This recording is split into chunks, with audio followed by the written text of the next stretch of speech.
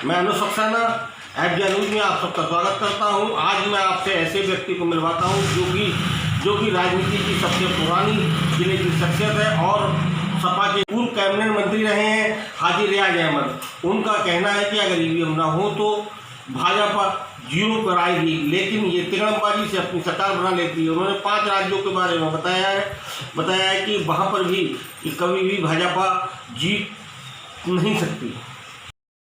जनता party को जन समर्थन कहीं नहीं, इनकी तिगड़मबाजी है।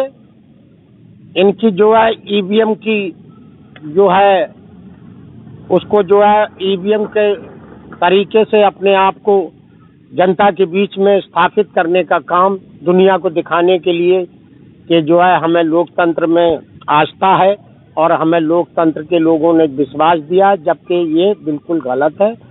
आज जो 5 सूबों में कहीं भी भारतीय जनता पार्टी का जन समर्थन नहीं है और अगर ईमानदाराना चुनाव होंगे तो मैं यकीन के साथ कह सकता हूं कि भारतीय जनता पार्टी अपनी जमानत नहीं बचा पाएगी। मंत्री जी, जैसे कि अब आगे बंगाल में चुनाव आ रहे हैं तो वहाँ पे ममता बनर्जी ने कहा है कि पहले 5 चरणों में हुआ था, अब 8 चरणों में हो रहे हैं, तो आप इसे किस दृष्टि से देखें? देखिए, ये 8 चरण 7 चरण ये भारतीय जनता पार्टी की हताशा का प्रतीक है। भारतीय जनता पार्टी के लोग ईवीएम का नाजायज फायदा उठाने के लिए ये सब हर तरीके की जो भी कर सकते हैं तिगड़म अपना लगाने का काम करते हैं, वरना 294 सीटों के लिए 8 चरण के चुनाव का कोई तुक नहीं है। अच्छा, अभी हाल ही में पंजाब में बैलेट पेपर पे हुआ था तो वहाँ पे बहुत बुरी हार इनकी हुई, तो क्या आप लोग यूपी में भी प्रयास करेंगे बैलेट पेपर पे हो? हम तो आज से नहीं, हमारा मूवमेंट है, हमारा आंदोलन है ईवीएम के खिलाफ। पूरी तरीके से हमने जो है माननीय उच्च न्यायालय से लेकर सर्वोच्च न्यायालय तक के दरवाजे को खटखटाने का काम किया है और जन जन तक इसे आंदोलन बनाने का काम किया है। और अगर हम तो ये कहते हैं भारतीय जनता पार्टी ईमानदारी से निष्पक्ष चुनाव कराना चाहती है तो जनता का विश्वास ईवीएम में नहीं है तो बैलेट पेपर से करा करके क्यों नहीं दिखाना चाहती है?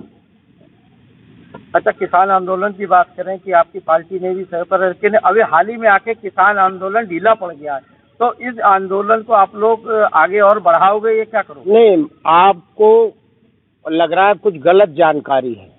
आंदोलन धीमा नहीं पड़ा बल्कि और मजबूत हुआ है। डे बाय डे किसान आंदोलन, पहले किसान आंदोलन था, आज वो जन आंदोलन का रूप ले चुका है और डे बाय डे उससे मजबूती प्रदान हो रही है। और सारे लोग जो व्यापारी हैं, वो मजदूर हैं, जो किसान नहीं भी हैं, वो भी इस आंदोलन से जुड़ने का काम कर रहे हैं। और मुझे इस बात की निहायत खुशी है कि ये आंदोलन जो है किसान आंदोलन से बढ़कर आगे जन आंदोलन में परिवर्तित हो गया है। अभी हाल ही में बजट प्रस्तुत हुआ था, लेकिन बजट की अगर हम बात करें तो महंगाई चरम पे पहुंच गई है। यही सरकार जब नहीं थी तो सिलेंडर 400 रुपए का था तो ये लेके बैठ गए थे, आज 800 रुपए का हो गया है और पेट्रोल और डीजल की जो दाम बढ़ रहे हैं उस पर आप क्या? देखिए, ऐसा है कि भारतीय जनता पार्टी और हमारे देश के प्रधानमंत्री जी ने बहुत चीज़ें कहने का काम किया था। 15 लाख लोगों के खाते में भिजवाने का काम किया था, 2 करोड़ हर वर्ष नौकरी देने का काम किया था, किसानों की आय दूनी करने का काम किया था, व्यापारियों को जो है राहत देने का काम किया था और आतंकवाद खत्म करने का काम किया था। काला धन विदेश से ला कर के उसे सफ़ेद धन में परिवर्तित करने का काम किया था। तमाम ऐसे काम उन्होंने गिनाए थे। आज मैं पूछना चाहता हूं, उन्होंने कहा था महंगाई को हम इस कदर सीमित करने का काम करेंगे जो मनमोहन सिंह सरदार जी की, प्रधानमंत्री जी की हुकूमत में 46 रुपए 47 रुपए को डीजल था, उन्होंने कहा था कि हम इसे 23 रुपए में देने का काम करेंगे। आज सब कुछ इसके विपरीत उल्टा करने का काम अगर किसी ने किया है तो हमारे देश के मौजूदा प्रधानमंत्री जी के नेतृत्व में चलने वाली भारतीय जनता पार्टी की सरकार ने किया है। आज महंगाई इस कदर चरम सीमा पर है, महंगाई के साथ साथ आमदनी बिल्कुल जीरो है। और जब महंगाई बढ़ती चली जाती है और आमदनी बिल्कुल जीरो हो जाती है तो वो अपराध को न्योता देने का काम करती है।